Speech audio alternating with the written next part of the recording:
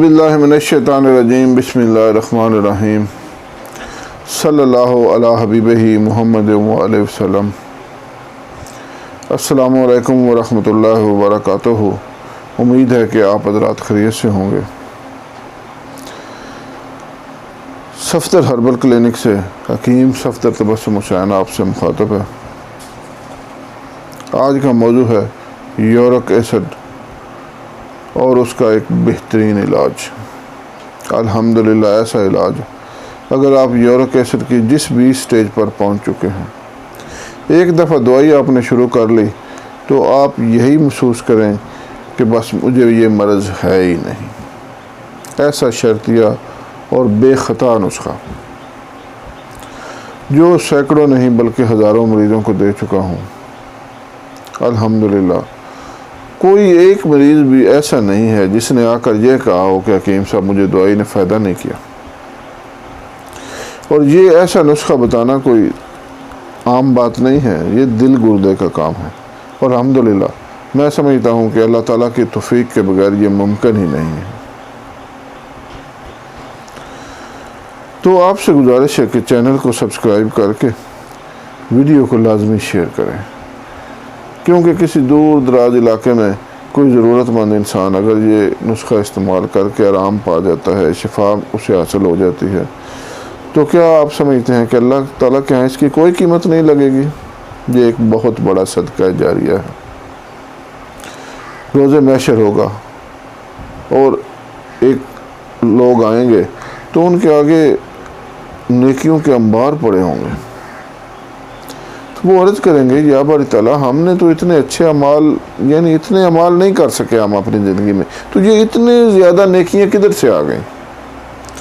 تو انہیں جواب دیا جائے گا کہ اے میرے بندو، تم خود تو اتنی زیادہ نیکیاں نہیں کر سکے، لیکن تم اپنے پیچھے صدقہ جاریہ کر کے آئے تھے۔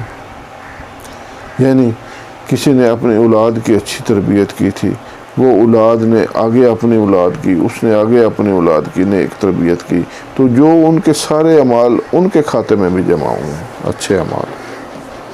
کسی نے کسی ضرورت والی جگہ پر پانی کا بندوبست کر دیا، کہیں کنواں کھدوا دیا یا نلکا لگوا دیا، ایک بہت بڑا صدقہ جاریہ ہے۔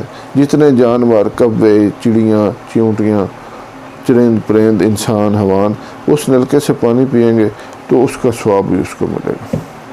کسی غریب طالب علم کی اس کی پڑھائی کے سلسلے میں مدد کر دی، کتنا بڑا صدقہ جاریہ ہے۔ یہ اس کی قدر تب آئے گی جب ہم اس دنیا میں ہوں گے جہاں پر یہ سکہ چلتا ہے نیکیوں والا۔ یہاں پر جس نیکیوں والا سکہ نہیں چلتا نا، اس لیے ہمیں قدر نہیں ہے۔ وہاں پر جو اس دنیا میں سکہ چلتا ہے وہاں وہ سکہ نہیں چلے گا، وہ فضول ہو جائے گا۔ 5000 کا نوٹ، 10,000 روپیہ، 1 لاکھ، 10 لاکھ، 1 کروڑ، 1 ارب کی وہاں کوئی حیثیت نہیں ہے۔ وہاں پر ایک ایک نیکی کی حیثیت ہوگی، اور وہ کوئی نہیں دے گا۔ یہاں پر تو شاید کوئی منت سماجت سے پیسہ دے دیتا ہے، کسی کو کوئی رحم آ جاتا ہے، لیکن وہاں پر کوئی رحم نہیں آئے گا کسی کو۔ تو لہذا گزارش ہے کہ اچھے اعمال کی طرف آئیں، میرے لیے بھی دعا کریں، تو ویڈیو کو شیئر کریں تاکہ کسی ضرورت مند تک پہنچے۔ اور میں یہ نہیں کہتا کہ یہ جیسی بھی ہے ویسے ہی شیئر کر دیں، نہ، اگر آپ کو یہ لگے کہ یہ مفید ہے تب شیئر کریں، اور مجھے امید ہے انشاءاللہ آپ کو یہ لگے گی۔ یورک ایسڈ ایک انتہائی نامراد مرض ہے، بد پرہیزی کی وجہ سے پیدا ہوتا ہے۔ بد پرہیزی اسے کہتے ہیں کہ جو جسم کو غذا سوٹیبل نہ آئے، وہ اس غذا کا بار بار جسم سے وہ کھانا جسم کے اندر وہ داخل کرنا، اس کو بد پرہیزی کہتے ہیں۔ اس کی ایک فکرے میں آپ کو اس کی مثال دیتا ہوں۔ اگر آپ کو معمولی غذا بھی جسم کے ساتھ میچ کرتی ہے تو وہ آپ کے لیے سونا ہے۔ اگر قیمتی سے قیمتی غذا بھی آپ کے جسم سے میچ نہیں کرتی، آپ کے جسم کے مزاج کے مطابق نہیں ہے، تو وہ آپ کے لیے ایک زہر کی حیثیت رکھتی ہے۔ زہر کو زہر کیوں کہتے ہیں؟ کہ وہ جسم کو نقصان پہنچاتا ہے۔ اس طرح اگر چاول بھی کسی کے جسم کو نقصان پہنچاتے ہیں تو وہ بھی زہر کی طریق میں آ جائیں گے. تو یورک ایسڈ سے بندہ بالکل نکارا ہو جاتا ہے، گھٹنوں کے درد، ہر طرح کی جسم میں کمزوری، حتیٰ کہ یہ موت تک لے جاتا ہے. میں زیادہ لمبی بحث نہیں کرنا چاہتا، پھر لوگ کہتے ہیں کہ ایم صاحب آپ ویڈیو لمبی کر دیتے ہیں. کیا کروں بھائی، کچھ نہ کچھ سمجھانا بھی تو ہوتا ہے. تو بہرحال نسخہ نوٹ فرما لیں. اگر آپ نے یہ نسخہ ایک دفعہ بنا کر استعمال اس کا شروع کر دیا تو آپ یہ سمجھیں کہ ہمیں یورک ایسڈ ہے ہی نہیں.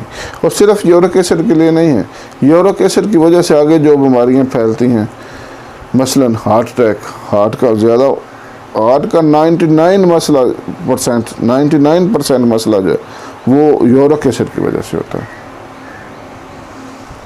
تو اس کے لیے بھی انتہائی مفید ہے. آپ کسی ہارٹ کے پیشنٹ کو یہ نسخہ استعمال کرائیں، پھر اس کا رزلٹ دیکھیں. یہ خالی یورک ایسڈ کے لیے نہیں، یورک ایسڈ تو اس کے لیے ایک معمولی چیز ہے. اور یہ میں سینکڑوں نہیں بلکہ ہزاروں مریضوں کو دے چکا ہوں. کوئی ایک مریض بھی ایسا نہیں جس نے آ کر یہ کہا ہو کہ مجھے آرام نہیں آیا. بہرحال یہ نسخہ نوٹ فرما لیں. سب سے پہلے آپ نے لینا ہے دیسی لیموں کا رس.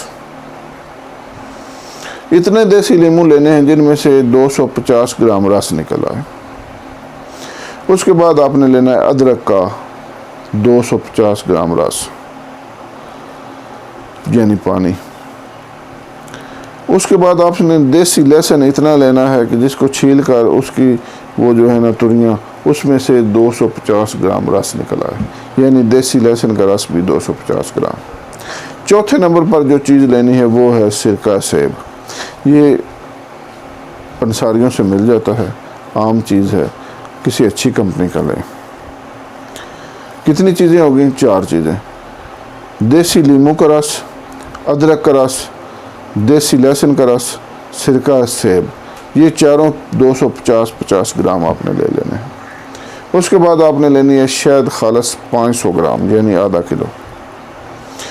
یہ چاروں جو ہیں یہ اس شہد خالص میں ڈال کر مدھم آنچ پر اتنا پکائیں کہ یہ چاروں چیزیں جو ہیں وہ شہد میں جل جائیں، یعنی ابلتے ابلتے باقی جو ہے وہ صرف شہد رہ جائے. یہ وزن کر کے بھی پتہ کیا جا سکتا ہے. جب وہ سارا مواد جو ہے یہ ابل کر صرف 500 گرام رہ جائے تو آپ یہ سمجھیں کہ یہ باقی شہد رہ گیا ہے.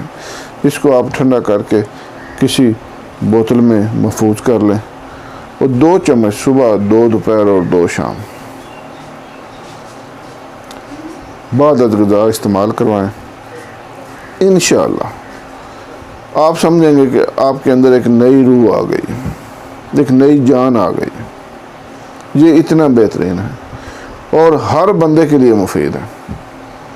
جس کو یہ شک بھی گزرتا ہے کہ مجھے یورک ایسڈ نہ ہو، وہ بھی ایک دفعہ بنا کر کھائے، کیونکہ اس میں نقصان والی کوئی چیز ہے ہی نہیں. اور اتنی بہترین چیز ہے کہ آپ بچوں کو بھی 1 چمچ دے سکتے ہیں. امید ہے کہ آپ اس سے فائدہ اٹھائیں گے. اللہ حافظ.